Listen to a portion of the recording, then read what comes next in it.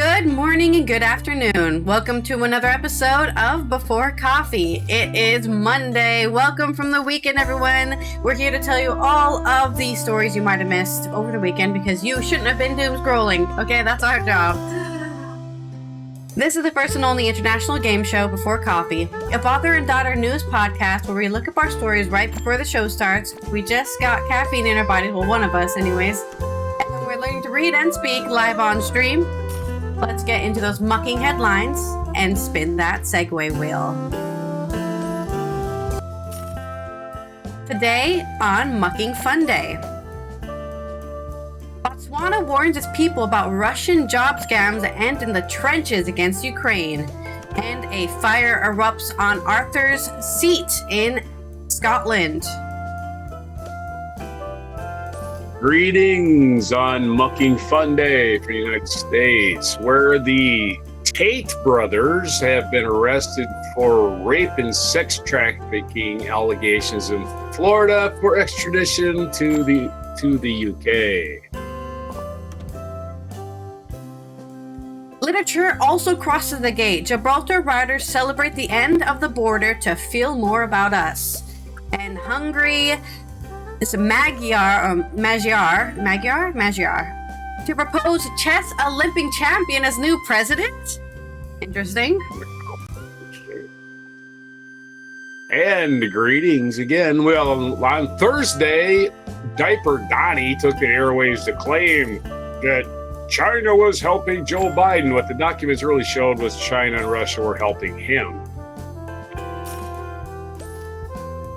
In my culture news, Vikings, trump cards, and baby fans, the 10 biggest viral moments of the World Cup now that it's over.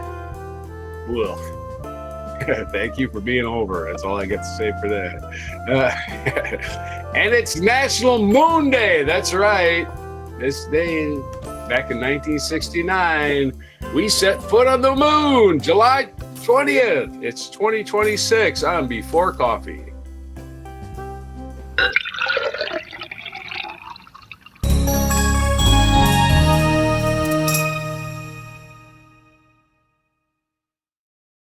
Named after the moon. Moon Day. Let's get mooned up. It's Lunas.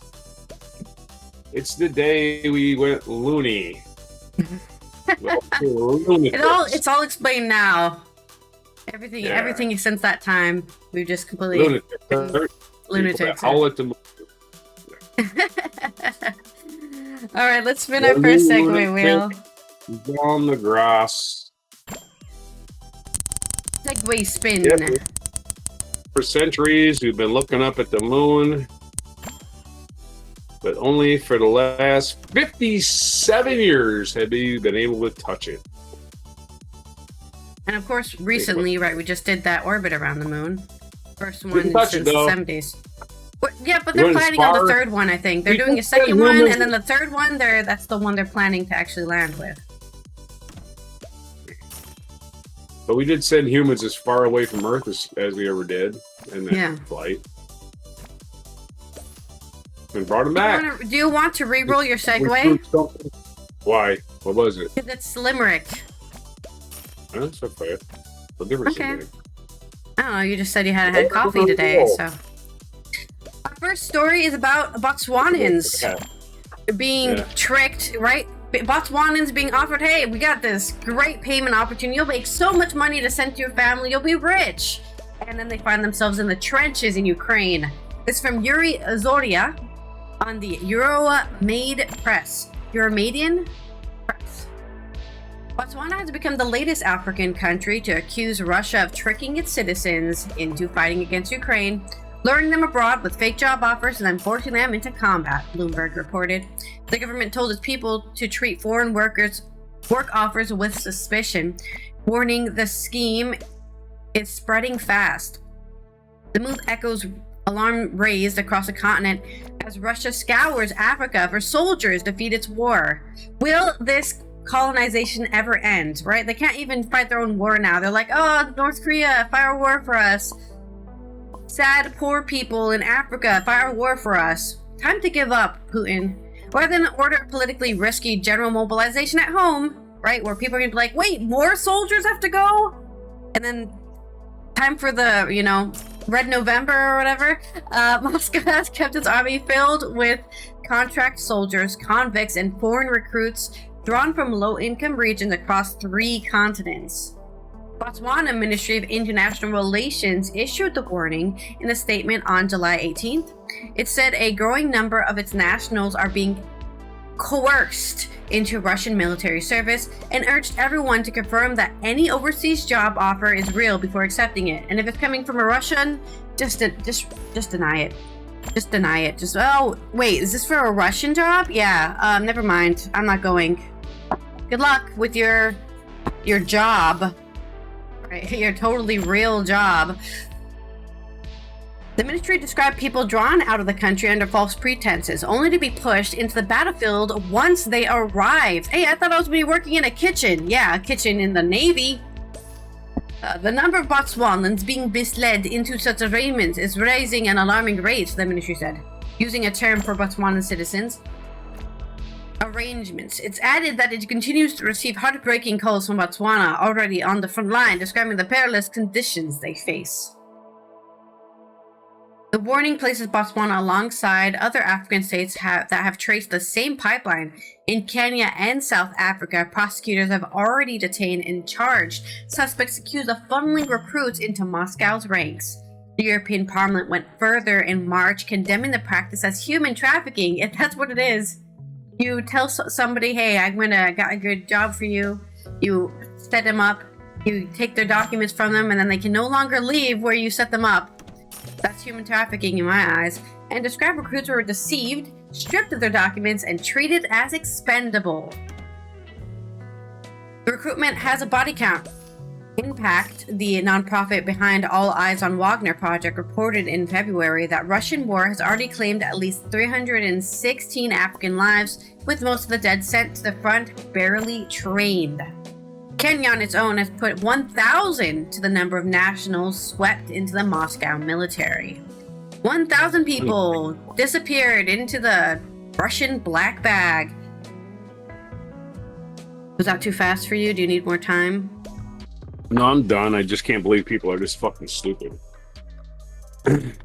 People are desperate for money. I guess money ain't worth shit if you're dead. Well, they don't know they're being... On this offer, you cannot pass to work on a foreign...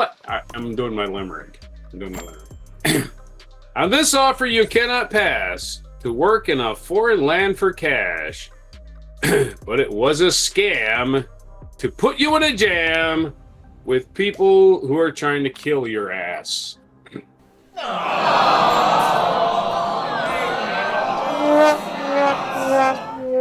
You don't like my limerick? Screaming evilly at his plan of losing this war, honestly, just completely. What a... Yeah, it is pathetic.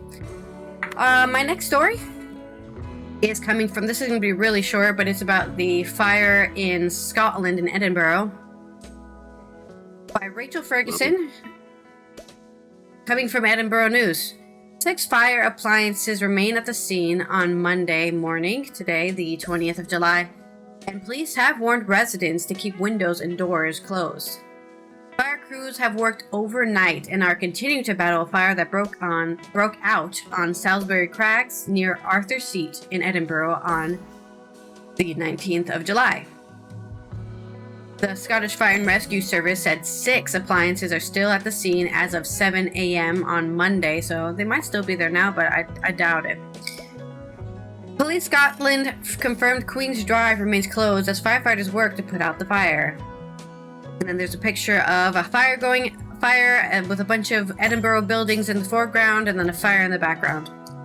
Officers said residents should avoid the area and those living nearby should keep windows and doors closed. Fire crews were first called to reports on fire on Salisbury Crags at about 6:38 p.m. yesterday on the 19th of July. The blaze escalated overnight, spreading into both directions around the hill. Dramatic pictures taken by the residents show the night sky lit up by orange flames and plumes of smoke, which could be seen for miles across the city. It is understood police evacuated the park area by St. Leonard's Bank at around 1 a.m. A Scottish Fire and Rescue Service spokesperson said, "We are alerted to a 6:38 p.m. on Sunday, 19th of July, to reports of a fire in open on Arthur's Seat in Edinburgh. Operation Control mobilised the 6 fire appliance and specialised resources to scene where firefighters are working to extinguish a fire affecting the area of grass. There are no reports of casualties or crews remain on the scene." And then there's more recent photos now where it's just smoke right now, you know, the dying out of the fire. So they were able to fight it down to its embers. The police Scotland spokesperson said Squeens Drive remains closed following a fire in open at Arthur's Seat, reported to us around 7 p.m. on Sunday, July 19th. Emergency services remain in attendance, and the public should avoid the area. Residents in the local area should keep windows and doors closed. But there's your news. I mean, it looks like here that's probably been actually died down completely. They tackled the large gorse blaze. Yeah. And smoke is still seen from miles around with thick plumes billowing from Arthur's Seat. It can be seen from miles across the capital. And that's really all I have to say about this fire. I'm really only reporting on it because I've been there. I'm supposed to write a limerick because I got 3-minute story. I can't control what the segue. I told you I can't control what the segue is gonna roll. You're gonna keep talking. Okay, keep talking. Then. I wasn't done with my story and I didn't know you were ready, so. Okay, you weren't done. Well, now I'm done. Now I'm done. That is my story. Your limerick, please.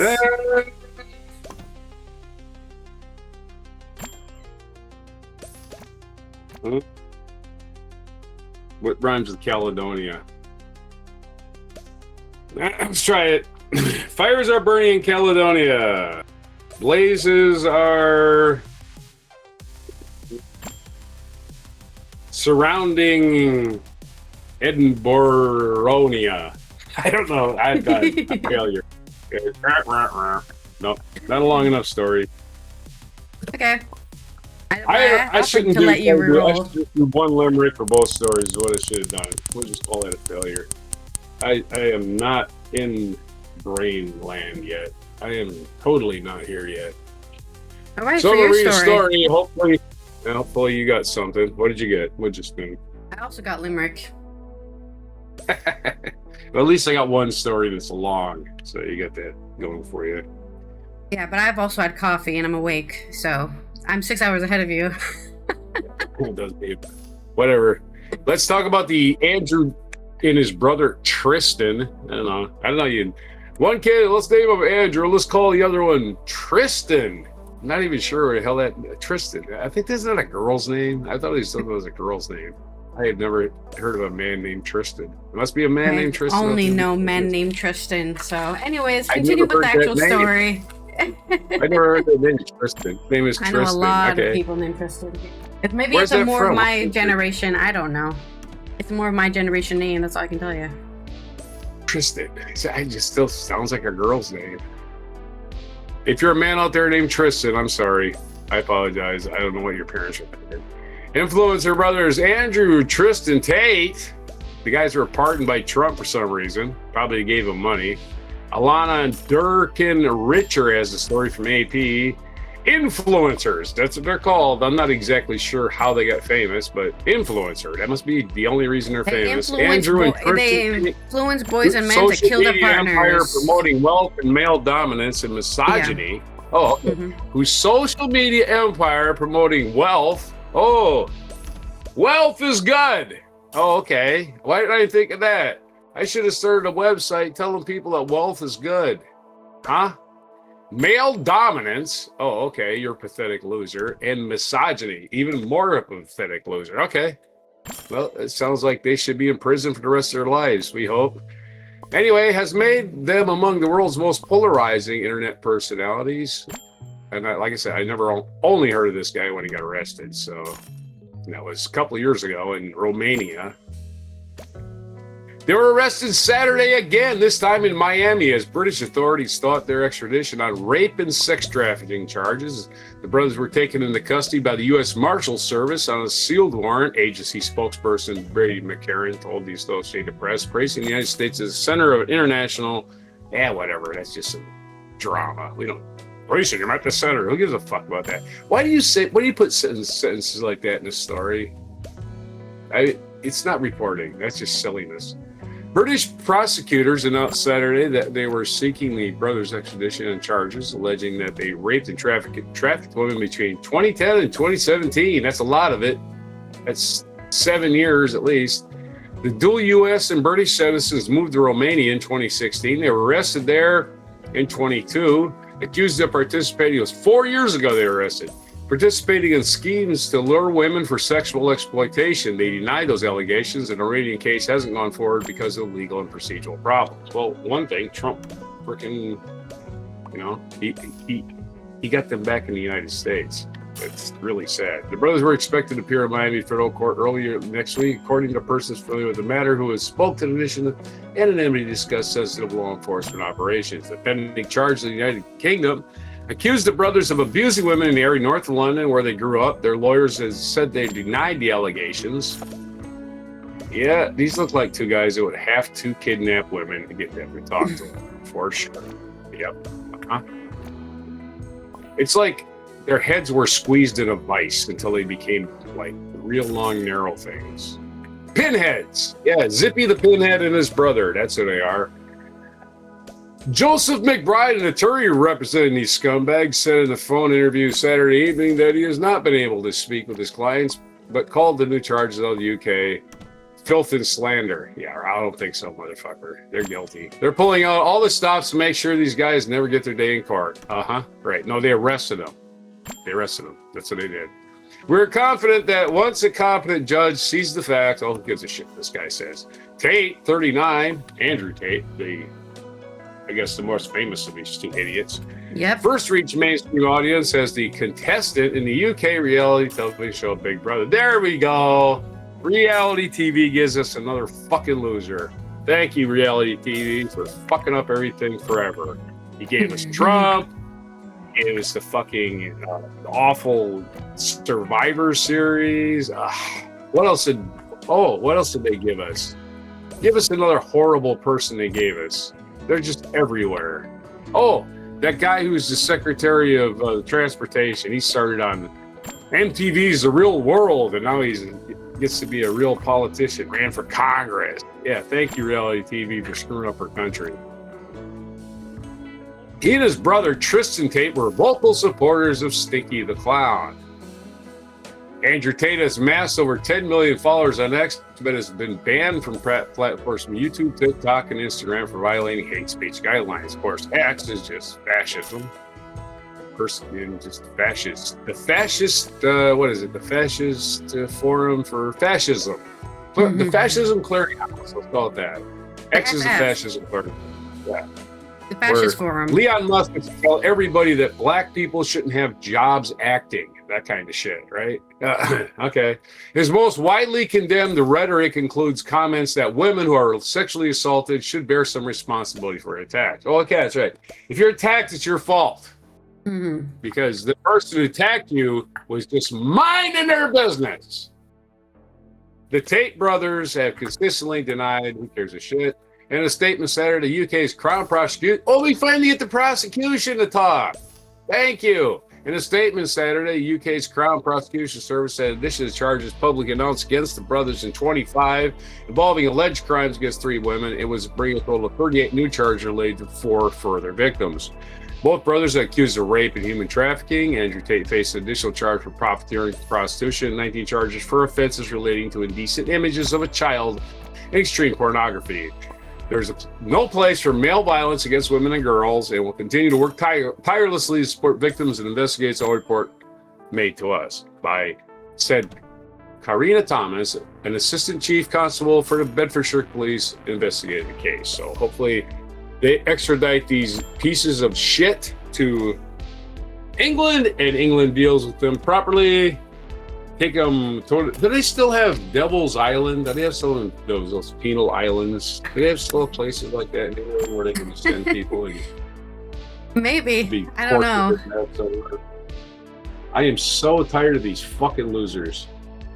You don't represent men. You represent losers. That's who you represent. Real men don't have to dominate anybody. They're confident. Confidence is not domination. Confidence is it just reveals itself. You don't have to go around punching people to be tough. That's called being a loser. Hey, you're a loser. These guys are losers. They're losers, and they've always been losers. Somehow somebody put them on a reality show, and there it goes. I'm special. No, you're not. Yeah, you're an and idiot. for some reason, them saying I'm not a loser somehow worked. It dispelled that myth that they're losers by them just constantly being like, I'm not a loser. My camera just... Nope, you're still a loser. Money can't hide. Money can't mask any of this. It doesn't create... First of all, Trump. There's your example how money can't make you into a decent human being. Mm-hmm. All right, let's have it. Let's have a limerick. Get my soundboard ready. All you got to do one, so... Give me I'll try to. I'll do my another camera broke. firefighter. Maybe on your longer story. Work, camera, work. My camera's not working. My camera. It's my camera. Hello, I'm talking. I'm saying words. Oh, Okay. Sound. Limerick about these pieces of shit. In the shadows, two brothers took flight. With a past that was dark as the night. Extradited they came. Spreading hate was their game. Misogyny's grip, a grim sight. Yay! Wow, why are teenage boys killing their girlfriends? These guys are to blame. You can actually trace it all the way back to them somehow. Yeah. Can't take rejection. Yeah. You have to kill your girl. You have to kill your ex-girlfriend because you can't take rejection. Very sad. Yeah, there's a whole gang of morons out there now. They just have no idea. And don't forget, real world works. Shit for Brains Whiskey Pete Keg's Breath is going to test military members over 30 for testosterone for some reason. Like, why? Does that help you repair a radio better? Does it help you shoot a gun better? Yeah, as far as I remember, women are in. Yeah, as far as I know, women are in the military. So, yeah, what's the point? Well, I guess they're only testing men. And what is that going to prove exactly? I don't know. Have no fucking idea. No fucking idea. Testosterone is not something that makes you smart. It's nothing that makes you brave. It might make you angry. That's about it. Yay, I'm angry all the time. Yay! I don't know what the fuck's wrong with these idiots. Anyway. Our next segue is a mixed metaphor. To do a fucking proper curl on a barbell, and he's trying to test other people for testosterone. That's hilarious. I'm sorry, what was it? What was it, Smith? Mixed metaphor. Okay. Here's some good news for you or everyone, depending on who you are. Gibraltar's gate is going down. If anybody doesn't know about Gibraltar, it's basically a territory that belongs to both the UK and Spain, and decided to take away the border. They've signed an agreement, I think last week, and the border is out. There's no reason to have a border there anymore in the middle of Gibraltar. This is by Alejandro Luc on El Diario, Spain. Hello, I'll do it. That is the treaty is implemented today. The final frontier will fall. This begins the border dialogue that the Gibraltarian writer Jonathan Toomer wrote on the occasion of the fall of the Gibraltar fence this week. A news that fundamentally affects the workers who, for decades, have been forced to queue and take out passports every time they entered or left the rock. But also to the poets and narrators who, by nature, have also been crossing language boundaries on a daily basis. According to Trino Cruz, a poet who has made his career between Gibraltar, Spain, and Morocco, he gives great pleasure and a certain dizziness to cross the border.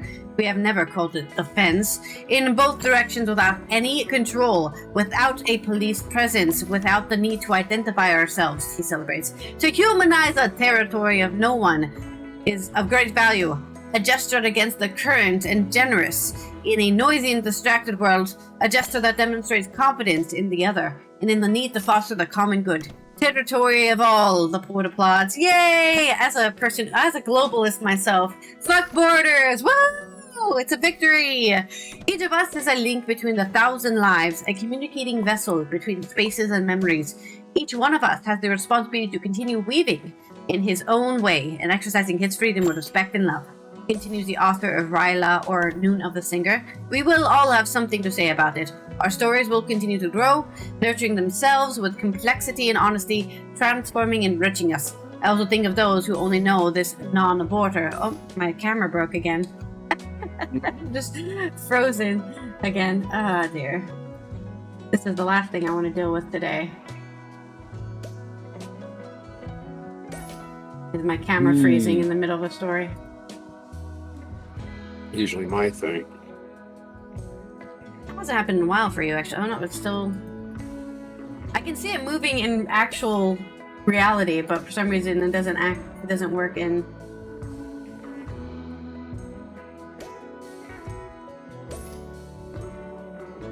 Maybe it's disconnecting completely. Oh, there we are. Okay. Where was I? Our stories will continue to grow, nurturing themselves to complexity and honesty, transforming and enriching us. I also think of those who only know this non-border will have other references. It will be a new starting point for them. Future generations will foster the respect, cultivate and pamper this gift that has been given to us today as Trino Cruz. Gabriel Moreno is a poet and singer-songwriter who writes in the plain, the peculiar mix of Spanish and English that is given in the rock. His latest poem, titled precisely Gibraltar, contains verses such as "The night is black as a whiskey with a tail, in the belly of the stress, oh no more, and to what I hear are the motto and the wave, and a voice that says the rock will come back." For me as a Gibraltarian writer, it's a historic milestone because all life we have felt a division, especially psychological, with the culture and literary world of Campo de Gibraltar, of Andalusia, of Spain, explains Moreno. This, more than symbolically, makes us think that there can be much more of a connection, contact, and collaboration with the culture of the world of Andalusia and Spain, the author predicts. Also, at the philosophical level, we have always thought that the place can build a strong and powerful cultural identity without the need for walls, barriers, or borders. That has always been our dream. To be able to fine-tune and shine our identity without the need to physically separate us from Spain or any other country. We feel that we will now have more opportunities to merge the two cultures that make us up and make us who we are, the English and the Andalusian. We hope that this openness will also be a new way of conceiving the world and conceiving of ourselves or understanding literature and poetry. So, there is the story of, I guess, specific poets and authors who live in Gibraltar and make their money and experience Gibraltar life. Finally get to experience something they've been writing about for the longest time. The coming down of the fence, coming down of the wall, separating an island for some reason, yeah. There's something really funny about putting up a wall in the middle of an island. or a rock even, yeah. It's like putting a line in the sand. Off. Yeah. I'm sorry, your mixed metaphor. Go ahead. Like putting a line of the sand in the ocean, right? It's almost a metaphor. Yeah. A border, a line in the sand, but now we open the floodgates. There you go.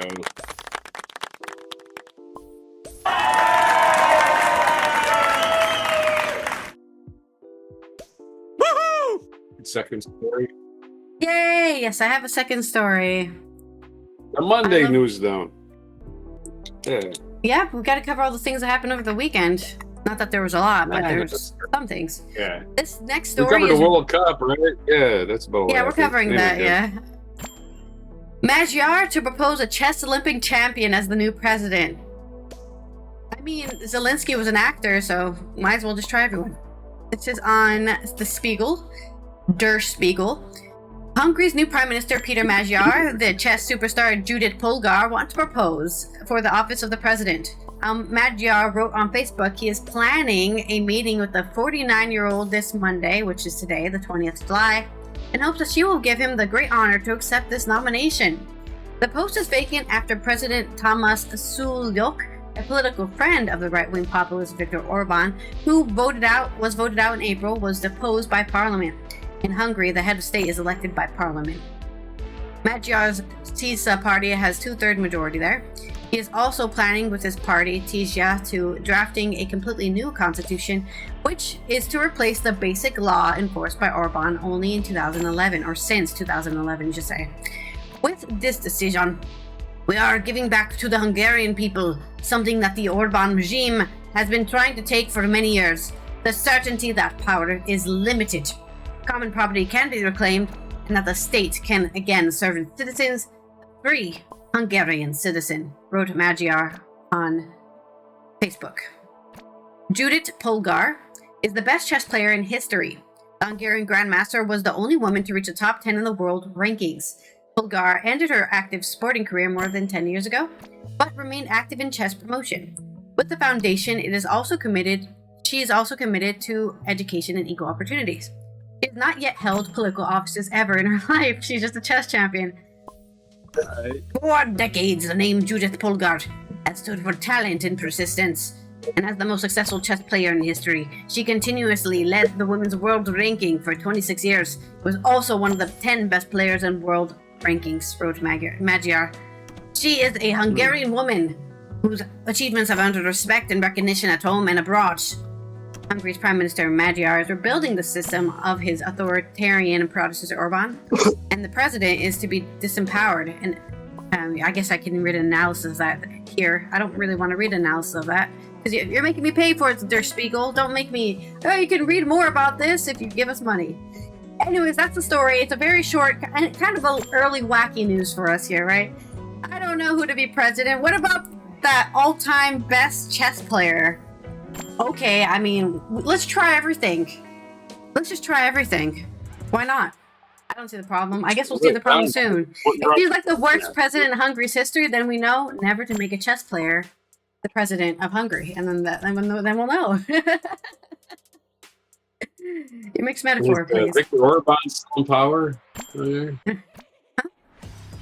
Is Viktor Orban still in power in Hungary? No, he got voted out in April. Okay. All right. We even covered that. Politics is like a game of chess, with a bunch of rich people changing the rules on every single turn. Exactly like that. I thought we were supposed to be doing metaphors. Haha, not literal. It's a mixed metaphor. It's a mixed metaphor. No, I'm just making a joke because that you just told the truth just now. There's no metaphor. Like limerick pages. Yeah. That got cut off. That was rude. All right. Thank you for your mixed metaphors. Spin the now my story wheel. about the speech that nobody watched last Thursday because the networks didn't even broadcast it. They said, "Nah, this is just going to be some gibberish." Wow, we're just repeating the same thing. So I guess I'm doing a mixed metaphor for your story. Take it away. Okay, mixed metaphor time. This is from PBS.org. Trump says these documents prove his false claim were election fraud. Here's what they really say. This is just this by dash, no name. Washington AP. Sticky the Cloud released a trove of documents during a primetime address to the nation that allies had hyped as a smoking gun that would prove his long debunked allegations of mass voter fraud. There was just absolute nonsense. Speaking from the White House on Thursday night, he described shocking revelations like Chinese meddling to undermine his failed candidacy in 2022 and a cover-up by the deep state. He claimed Americans were blatantly lied to about the security of our election infrastructure. Not true. Absolutely nothing in the document shows anything like that, which we will discover. But a review by the Associated Press found no such confirmation by the collection of newly declassified reports, investigation files, intelligence analysis, and assorted correspondence. Pages are so heavily redacted that their findings are unclear. Others outline vulnerabilities and assessments that have been well documented for years. There's no evidence that China or any other foreign entity manipulated the vote in 2020 or any other year. Just want to point out, Diaper Donnie doesn't read. He may be able to read. He may be able to figure out what words are if he sounds them out in his head. He can't read. I'm totally convinced he can't read. The White House promised a bombshell and they delivered a dud, said David Becker, executive director for the Center of Election Innovation and Research, who attended a White House briefing on the material ahead of the speech. Despite what appeared to be a concerted effort by administrative officials, there was absolutely nothing in air that was news, nothing to hear that was even calls into question past elections, certainly not the 2020 election. Here's a look at what the documents say. Starting in the 2020 election cycle, the People's Republic of China carried out what was believed to be the largest compromise of election data in history, resulted in China's illicit acquisition of 220 million U.S. voter files, Trump said on Saturday night. There's no evidence, however, that China actually used that information in any way. Yeah, and so they got voter files. And what's your point? It was long established that China collects immense volumes of data on Americans, has been done for years, unrelated to any efforts to manipulate votes or alter election outcomes. And public versions of voter files are widely available, including online, and can be bought and sold by campaigns and political parties so they know which doors to knock on and where to send mail. China's efforts to influence the 2020 campaign were already well documented. There was no assessment of any election interference. The records released Thursday night do not refute that conclusion, but reveal an internal intelligence community debated how to characterize Beijing's efforts and motives. The emails show that a dissenting viewpoint was that China had taken steps to denigrate Trump, but that perspective, instead of being hidden, was already reflected in the intelligence community assessment produced after the election. China on Friday called Trump's allegations groundless and entirely fabricated. It has never interfered with U.S. elections and has no interest in doing so.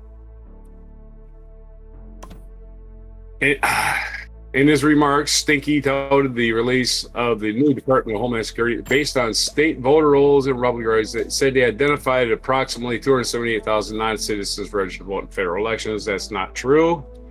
The report said the agency on a quarter of a million non-citizens eligible to vote in California, Pennsylvania, Nevada, based on their records and whatever claims were found in the vote. There was no allegation over any of these people were actually voted, which would be a crime. Okay, so what based on public records,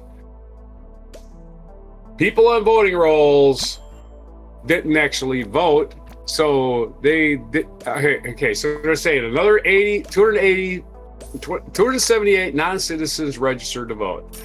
Another 28,000 non-citizens were found in voter rolls in 25 states using the new systematic alien voter intelligence system. Doesn't mean they tried to vote. It just means they were registered and they probably were never entered to the system. There is no allegation, however, these people actually voted, which would be a crime. The data also has not been verified. Of course it hasn't. Reports have also found that SAVE database is plagued with errors, including outdated information, also been classified neutral, often classified naturalized citizens as non-citizens. Indeed, a federal judge has barred the database from being used over fears that voters will be wrongly purged from other voter rolls. Studies have found non-citizen voting to be extremely rare. Non-citizens are also allowed to vote in some local elections and could be on the rolls for that reason. Yeah, I am a non-citizen, but I can vote in my city's municipal elections because my city says I can vote in them. That's not anybody else's fucking business but my city. So again, a bunch of people having their names on voter rolls doesn't prove anything. They didn't try to vote. Having your name on the voter roll is not the same as having. Also, if you find people doing this, that means the system's working because you're finding the people who are doing this. People like to prove that, hey, we're finding out people are breaking law means that people are breaking the law. And nobody's breaking the law in any of it. There's no law breaking found. There's no law breaking found. It was just people registering to vote, and it doesn't mean anything. It doesn't even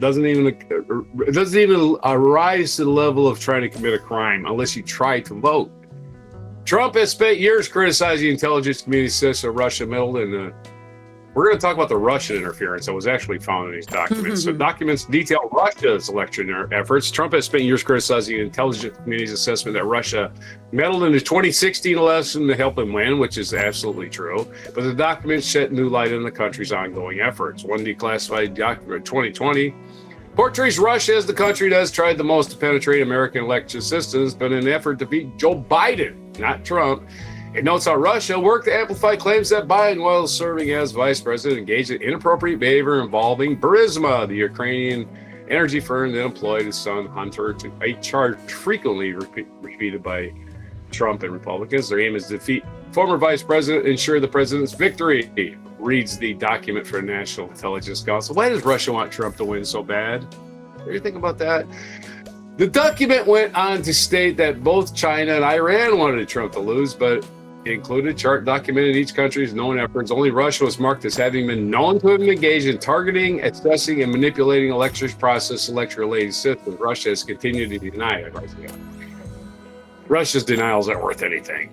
Many of the documents released involve Michigan case in which seemingly pro-Biden canvassing operations submitted thousands of questionable voter registrations to local election officials in 2020. The official did not accept the registrations and alerted the authorities. So there was no fraud. It's just things being caught, being thrown out. That's nothing.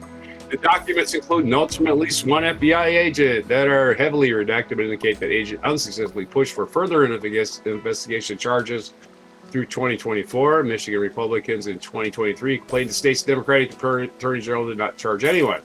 However, their case was closed because logical investigation and/or leads have been exhausted. The investigation to date did not identify a criminal violation or a priority threat to national security, according to the records. So what the records really show, and the only real interference was the Lev Parnas debacle with Rudy Giuliani. You remember that? There was impeachment over it, where they got the ambassador fired and all this good shit because Rudy Giuliani was over there pushing the Russian story that, hey, Burisma, Joe Biden's doing stuff. No, there was never any Burisma. There was never any there. Trump trying to stir up shit so he can federalize the elections, right? That's what he's trying to do. He's trying to come up with a reason to call off the elections and put troops at our polling places and keep people from voting. Yeah! Because democracy. Trump's a criminal. He needs to be in prison. Hopefully you got a mixed metaphor here. Yes, I do. All right. Where unseen hands manipulate the narrative, Trump is a marionette, leaving the doubters a dance with illusions. Holy crap. That's a long one. Hold on. I didn't have... It was a long story, so Everything I mixed three different metaphors together. All right, everyone be scared. Everything that exactly right, Eric. Eric said scare tactic. It's all a scare tactic. Everyone be scared. Don't trust anything, don't trust anything, even the things that have been established to be trustworthy since the beginning of time, right? Don't trust them either. Everyone's out to get you. Paranoia. He knows his supporters are absolute morons. He knows they're absolute morons. He knows it because he can just tell them anything. Here's a big stack of documents that you will never even be interested in. You're just going to take my word for it. But the actual reporters that read them go, yeah, there's nothing there. There's nothing this there. Document, what are you fucking talking about? This document says that you're He's trying to cancel the elections so he can keep power as long as possible to stay out of prison. Yikes. Our next segue is tell a joke for my culture news. Alrighty. We're going to talk about the 10, at least according to Euronews. Euronews is 10 things that happened at the World Cup, the biggest viral moments. From David Moorquand on your news culture. The 2026 World Cup is over. Spain won. 1-0. Yay, Argentina lost. I'm cheering for that because Argentina is pro-Israel and Spain is anti-Israel. And that's something really ironic about Spain, which is probably one of the worst colonizers in history, being anti-Israel. They know how you can really be shitty, I guess. It's been a memorable tournament co-hosted by the United States, Canada, and Mexico, with plenty of moments going viral online, some for the right reasons, others much less so.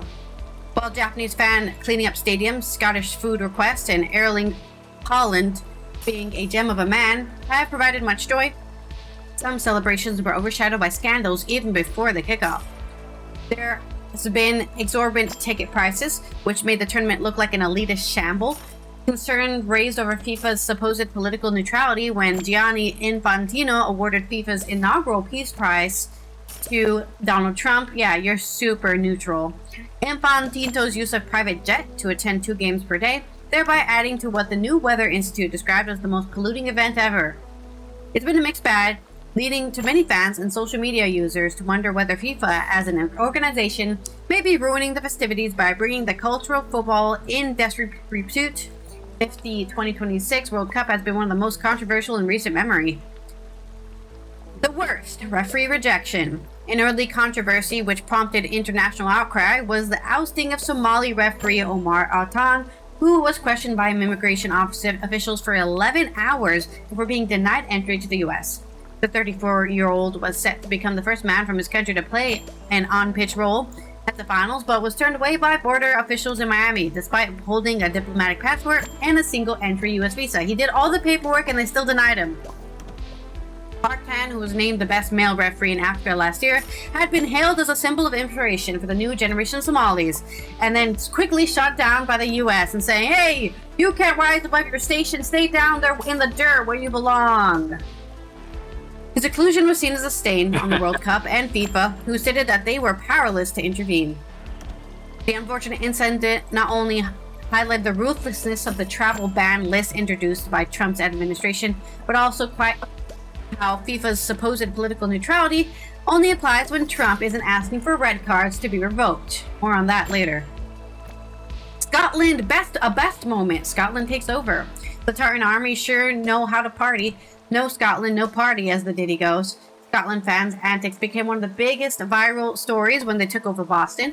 Videos circulated of Scots putting traffic cones on statue heads, drinking bars dry, and generally winning over locals with their friendliness and humor. They even managed to make haggis legal again. More of this, please. Another worst, hydration breaks. Why was haggis illegal? What? I don't know. They made haggis illegal, just like, certain foods are illegal because they're not seen as unsafe. For some reason, haggis was illegal because it was seen as like an unsafe food because It's Spain? I'm sure there's I can't tell you the history of why haggis is illegal. I'm sure I used to know, but I don't know now. One grating concern which gained traction this year was the controversial hydration breaks, or as I like to call them, extra ad breaks. Woo! FIFA isn't making enough money on the tickets. They need to sell ad space too. The jarring introduction of mandatory stoppages midway through each half was presented as necessary for player welfare. No one was convinced, and fans continued to greet the four-quarter format more readily associated with American sports with a loud boo. Players and coaches spoke out against the way the games were altered by the new structure, and many called out Infantino for what they perceived to be the underlying financial motivation behind the drink break imposition. Critics argue that they are a shameless way of inserting advertising and only function as a money-grabbing scheme. Sadly, the current head of FIFA has said that the governing body will consider keeping hydration breaks for the future World Cups, despite the viral backlash. And when they do inevitably rule to continue with these interruptions, it's worth keeping in mind the broadcasters will be chomping at the bit when it comes to live rights.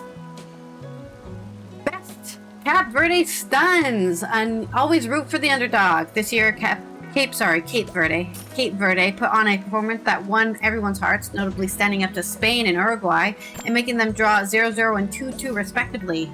The Blue Sharks played their first World Cup this year, becoming the smallest country by land area and the second least populated to qualify. They sadly lost to Argentina 3-2 in round 32, but everyone was astonished by how quickly they established themselves as a force to be reckoned with in world football.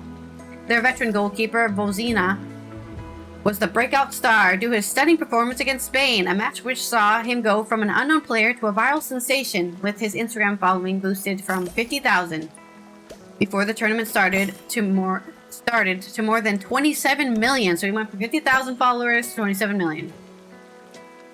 Speaking to CBS News after the era exit, the 40-year-old goalie said, "In Cape Verde, we love welcoming people. We can cook outside our homes and eat together in the street. Now I can't always do that anymore, but I'm happy because whenever we said we were from Cape Verde, people would ask, where is that? Now they know our country, and I think that's the best thing that could happen." Wise words, and the data proves it, as growing interest in the islands as a holiday destination has increased, with searches for Cape Verde reportedly surging to 5,000%. Another great moment, UEFA rebels, Regarding the aforementioned commercial breaks, hydration breaks, the governing body of the European football stated they were ruling them out, confirming that there is no plan to deviate from the traditional uninterrupted two halves for the Champions League and the 2028 European Championships. UEFA also made its opposition to FIFA very clear regarding the barring of Omar Artan and has expressed concerns over the Balogun red card incident. The UEFA President Alexander Seferin endorsed a statement accusing Infantino and FIFA of crossing a red line. Speaking of which, another worst case scenario, the Trump card scandal. If you get a red card at the World Cup, you miss the next game. Unless as Donald Trump steps in. The outcry regarding the controversial move by FIFA to lift the ban given to the U.S. team star striker Folarin Balogun following a call by Trump to Gianni Infantino was the World Cup's biggest sporting controversy. Balogun was set to sit out the knockout clash against Belgium after receiving a red card for stepping on the foot of Bosnian defender Tate Movic. One phone call later, it seemed like Trump was calling the shots. Directions went viral. FIFA was given a new acronym, Fix It for America, and there were even calls to boycott the upcoming game. Thankfully, karma prevailed as Belgium thrashed the U.S. team 4-1. This led to many to wonder whether Trump was sporting a curse, and the memes that followed Belgium's victory delighted football fans the world over. As did certain social media posts from the Belgian Red Devils official Twitter account, which simply read, "Overturn this." Another great event, the Holland Obsession. Erling Haaland, dubbed the Striking Viking, became the standout player of this year's World Cup, not just for his performance on the pitch as a Norway's MVP, but also for his behind-the-scene antics. From his rowing celebration, general good-natured demeanor, and willingness not to take himself too serious, the player was a breath of fresh air which delighted the internet. He became a veritable social media obsession, with favorites including his continued bromance with England's Jude Bellingham, a resurfaced rap video which rapidly went viral, and the taxidermy raccoon souvenir he brought back from the US. More of him, please. Another great event. Goodbye Sweet Caroline, Adieu Vindaloo. This year saw England fans singing Oasis' Wonderwall. The band's hit song became the unofficial anthem for England's World Cup campaign. Whether you supported the team or not, the echo of the mass sing-alongs through the stadium fan zones was a joy. First happened on the 17th of June in Dallas. After England's win against Croatia 4-2, fans started singing. England players Jude Bellingham and Anthony Gordon were seen mouthing the lyrics, and England's captain, Harry Kane, said, "That was one of my favourite ever moments in England's shirt, especially at a major tournament." As a result from its World Cup fan embrace, Wonderwall re-entered the UK single chart, and Spotify shared that streams also shot up.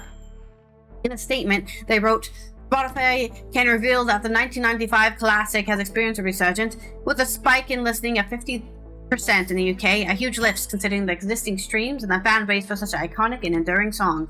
Shame it couldn't last, as it's not coming home this year, and Mick Jagger knows it.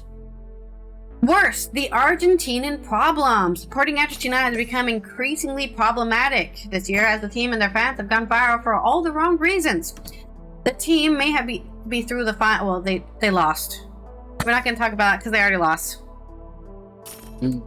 Fans have been called out for their racist chants, with one video leading FIFA to open an investigation for abuse. Popular streamer IShowSpeed, who actually got streaming rights, he's a streamer on Twitch who was allowed to live stream the entire final. Right, he got rights from FIFA to stream it. He is a Black American man who was live streaming one of the matches and was told by an Argentina fan to go cry at the zoo. FIFA said in a statement that they were made aware of the incident involving the supporter and IShowSpeed at Miami Stadium during the Argentina versus Cabo Verde match on 3rd of July and immediately initiated an investigation. I mean, you're caught on live on stream, so everyone knows what you look like and that you're a racist. Elsewhere, many fans have embraced the conspiracy theory that FIFA has been fixing the tournament in Argentina's favor, especially after the quarterfinal game against Egypt. Egypt were leading, had a goal, and controversially disallowed. The request for video review of an Argentina goal was denied. Egypt coach Hossam Hassan said, "It's all about the money," adding, "They want Messi to stay in the tournament. In football, many things happen off the pitch because of interest. What happened here was unfair. Egypt deserves to qualify. We were the better team." To make matters worse, Argentinian players held up a banner that read, "Las Malvinas sos Argentinas," which we did talk about on Friday, in which all the English people started crying about, "Oh, we actually still own the Falklands, and you can't take this away from us." The latest controversy taking social media by storm. Many are pointing out that Benjamin Netanyahu said during a recent podcast appearance that he is backing Argentina to win the World Cup, while Israeli Finance Minister Bezalel Smotrich posted on Twitter moments after the final whistle of England versus Argentina game, "I indeed cannot enter Britain because I am exterminating the idea of the Palestinian state. But 2 goals got it in nicely." So, yeah. By the way, the World Cup isn't political, but all these politicians make it political, right? They're like, oh, see, England lost against Argentina. That means we're allowed to commit a genocide. Huh?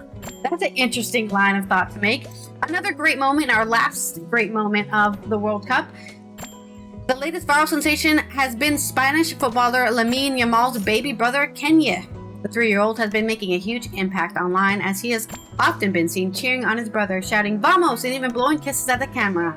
At 3 years old, a star is born. Hola magazine put it. This time around, the biggest sensation of the competition isn't an athlete, the goals, or even the trophy itself. It's Tate, Lamine Yamal's 3-year-old brother, who's taking the tournament by storm with his hilarious moments. Kenya has previously been seen with older siblings on the pitch after Spain won the 24 European Championship, and it seems like there's no end to how charismatic this child can be. With Spain facing, well, they already won. Spain won, and I'm sure Kenya grabbed more star-studded moments as he celebrated his brother and the team winning the World Cup tournament. Congratulations, Spain. And as I said before the show started, you know, Argentina, pro-Israel, pro-genocide. Spain is anti-Israel, anti-genocide. So it's a win for everyone, really. Or at least people who don't want genocide. Politics. Let's not drag politics into it. Right? Well, they've already done it. I don't have to bring it. They've already brought the politics into it. So glad it's over with. That's all I care. It's just glad it's over with. It was a disaster. All right, you should have at least 20 jokes for this. I'm only gonna give you 3 though. What is the ghost favorite soccer position? The goalie? What is goalkeeper? Goalkeeper. Yes, you're all gonna be bad puns. What did the bad soccer announcer get for Christmas? What did the bad soccer announcer get for Christmas? No idea. Go!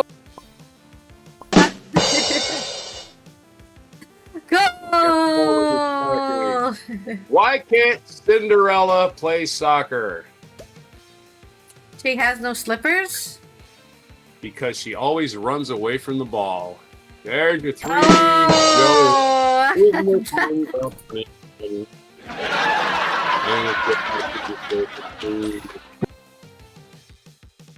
Oh no, why did you do that?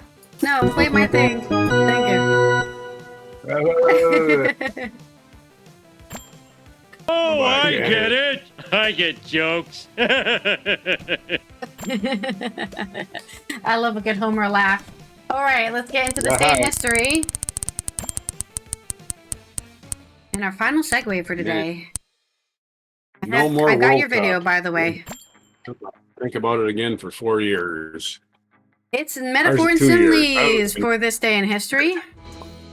1402 in this day in history. You got that simile, huh? All right. Accurate. This day in history, here's a guy with a funny hat. That's all I got to say about that. Oh, it's the Ottoman Empire. That explains it. The forces of the Ottoman Sultan, Bayezid the First. He was not the Sultan of Swing. He was just Bayezid the First. Were defeated by those of Central Asian ruler Timur in the Battle of Ankara. So this happened in Turkey, resulting in the collapse of the Bayezid's empire, and his funny hat had to go bye-bye. No. He really has a funny-looking hat. Just throw that. Wow, it seems like, why do you wear that on your head, man? 1877, the siege of Plavin began with the Russo-Turkish War of 1877 to 78. More Turkish news. 1894, the Pullman strike, a widespread railroad strike in the United States, ended shortly after President Grover Cleveland ordered federal troops to Chicago. Pullman, of course, is the people that worked on the trains that handled your bags and saw you to your seats, you know, usually black people, and they went on strike. Pullman porters, they called them. 1917, Prince George Yevgenyevich Lvov resigned his post as Prime Minister of Russia's provisional government following the July Days demonstration. The Bolsheviks. 1917, the Corfu Declaration was issued calling for the establishment of a unified Yugoslav state following World War One. So those two things happened in 1917. 1968, jumping way ahead. At Chicago's Soldier Field, the first Special Olympics began. It's 1,000 athletes, all of whom had intellectual disabilities, participated. I have an intellectual disability myself. I think a lot of people do. 1976, the Viking 1 lander touched down at Christ Planetia on Mars. It landed on Mars. Viking 1 lander landed on Mars. I remember that. And it said, hey, it really is really red up here. And 2013, American journalist Helen Thomas died at the age of 92. Broke through a number of barriers for women reporters. Was known for her coverage of U.S. presidents. And all the questions she asked were usually... she got answered. Of course, she retired during the Obama administration, and here's Obama sitting next to her, giving her a big hug, a big smile on his face. 2021, Wally Funk became, at the age of 82, the oldest woman to go to space. Wally, yes, that's her name. Her trip aboard the private spaceship came decades after her attempts denied by NASA to become an astronaut during the 1960s. I don't think she got to space, though. I don't think she left Earth's orbit because those private spaceship things don't actually go to space. But anyway, she got to go really high. No reason why she wasn't denied an astronaut. It absolutely makes no sense why women could go into space. Just because you don't leave orbit doesn't mean you're not in space. I don't know. I don't know where the gravity border is very right? strong. The border is you're no longer in the stratosphere. So you told me that Jeff Bezos went to space. All right. 1969, first contact with the hazardous surface. This is the moon. Today we landed on the moon. Why does it say first contact with a hazardous surface? What a silly thing to say for a headline. On this day in 1969, Apollo 11 mission put men on the moon for the first time. As Neil Armstrong's boots made contact with the lunar surface, his words became etched.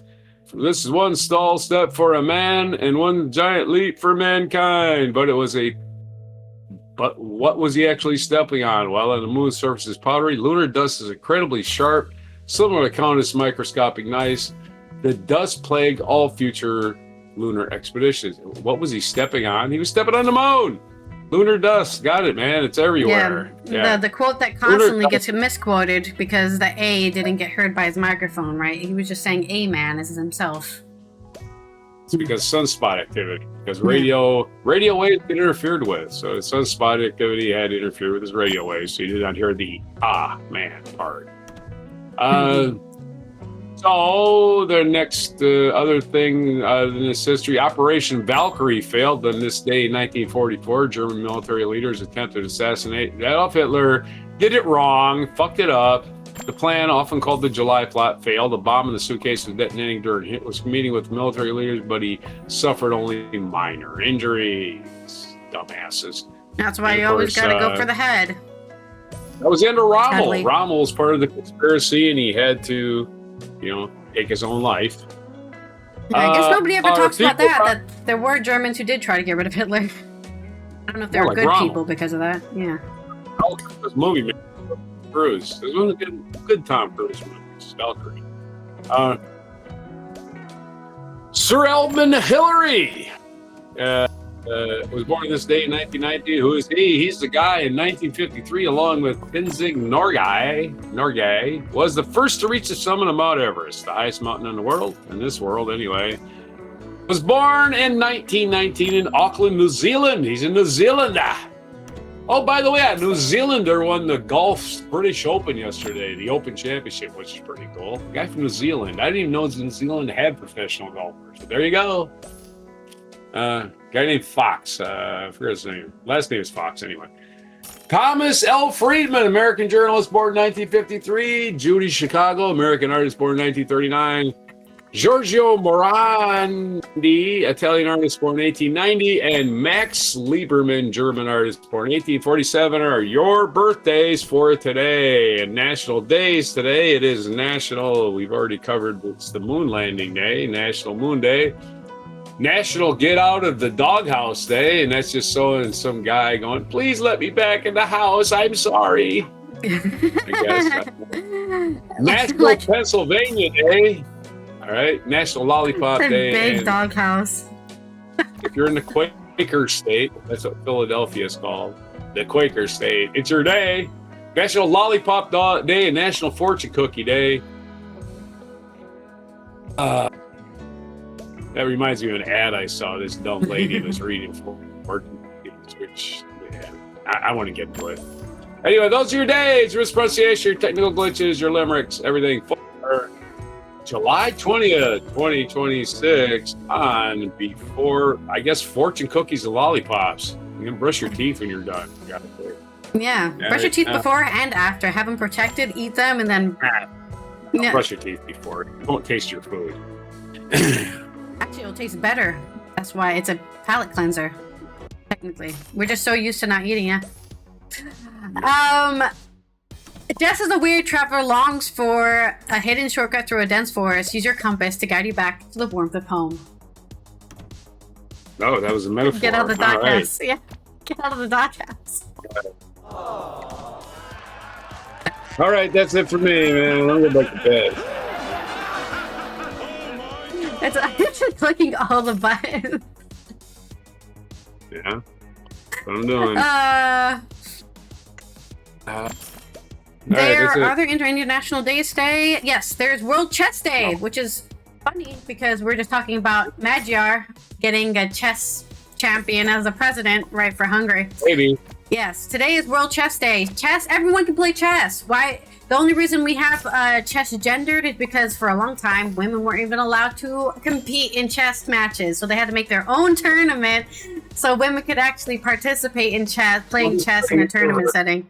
Why would there need to be men and women tournaments? There's not men and women poker. I just explained it. I just explained that the reason there's even a female tournament said it was because stupid. That's why. Yeah, it is stupid that they didn't let women play. It is stupid they didn't let women play with them. You can't play with us. You're a woman. Chess is believed to be there's 2,000 different variants of chess, and it's believed to be as old as 319 CE. At least that's in India. India is the first recorded early chess game ever. So it's an Indian game by my chess game. I bought this in Colombia. Around 600 CE, it escaped India and went to the rest of the Arabian Peninsula and Byzantium. By 900 CE, people were playing it all over the world, including, and then 1000 CE, it was popular in Europe, Russia, and the Eurasian steppe. So it's a very long and old game. And here's some fun facts about it. Oh, look at that! There's my king. Very cool. This is a chess board I bought in Colombia, and the pieces are conquistadores, right? The kings of Spain, and against the native. Wait, I go find the king. Well, I can't find the king because my glasses aren't on. Here's one of the native ladies. Looks like from South America. The queen, maybe. Yeah. Conquistadors against the Incas, probably. No, Incas are from Chile. But well, this is South America. Yeah, but you said you got in Colombia. That's all. Anyways. Whatever. South America. Could have been. Here's some fun facts about. It could have been anybody. I don't know. Here's some fun facts about chess. About 70% of the adult population of the U.S., UK, Germany, Russia, and India has played chess at some point in their lives. I've played chess. 605 million adults play chess regularly. Armenia was the first country to make chess a mandatory subject in public school. So you have to learn to play chess in Armenia. Mathematically, there are more possible games of chess than there are atoms in the observable universe. The Guinness World Record for most chess games in 24 hours stands at 7.28 million played across 350 events worldwide, set by FIDE on July 20th, 2024. So last year, or 2 years ago, on International Chess Day. It is possible to checkmate an opponent in chess in 2 moves, and the oldest living grandmaster is Yuri Averbach, who has celebrated his 100th birthday in May of 2022. So there you go. There's some fun facts about chess. Celebrate some chess. Go play a chess game. You can play it on the internet now, so no excuse. Interact with the Incas in Colombia because they did actually stretch all the way to the ocean. So yes, I just wanted to clear that up. It was Incas. It's also Moon Day, as we already talked about, in which we are continuing to celebrate going to the moon, and of course the Artemis 2 mission, which is when they went around the moon for the first time, and then I think Artemis 3 or Artemis 4, they're planning on actually landing on the moon. So they're gonna work up to it, because they always have to do multiple workups to landing on the moon. You don't just do it first try. We haven't, sadly, because we stopped going to the moon, right? We stopped just landing the first try. We have to work up to it every single time to make sure conditions are ready and we're prepared to land on the moon. So there is all our international days today. Celebrate the moon, celebrate chess. We will see you tomorrow for, this has been Alison here from the Netherlands, Roger from the East Coast of the US. As we finish off this mucking fun day, we'll see you tomorrow for Good News Day, in which we'll have all the good news we can share. Yeah, and some coffee, some good news coffee. And so you can have hope in humanity again. If you're not already following us on Twitch, Before Coffee Podcast, and subscribe to us Just on YouTube, like and Before Coffee subscribe. Podcast. Like the video if you watch it. Like it. Comment man. down Just give below us which the algorithm story boost you'd somehow. liked the most. Yeah, because we are getting 0 algorithm pushes at all. Sick of the algorithm that we're stuck in here. We've been blacklisted by YouTube at this point. And I don't know what it is. thank you to all our Before Coffee supporters on Patreon for keeping the show going. And here is our mic drop moment.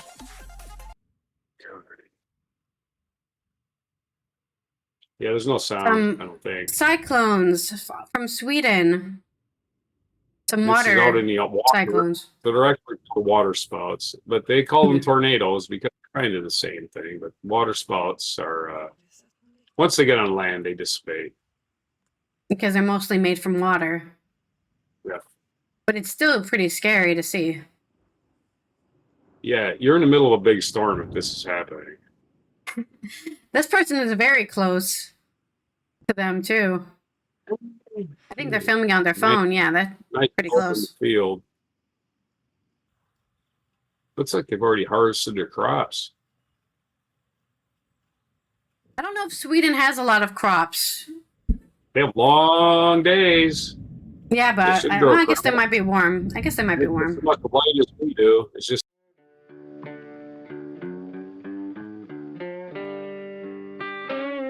Be sure to hit the like, subscribe, and notify buttons, and follow our other channels, Toxic Alley, History of Gravy, and Scratchy Old Records.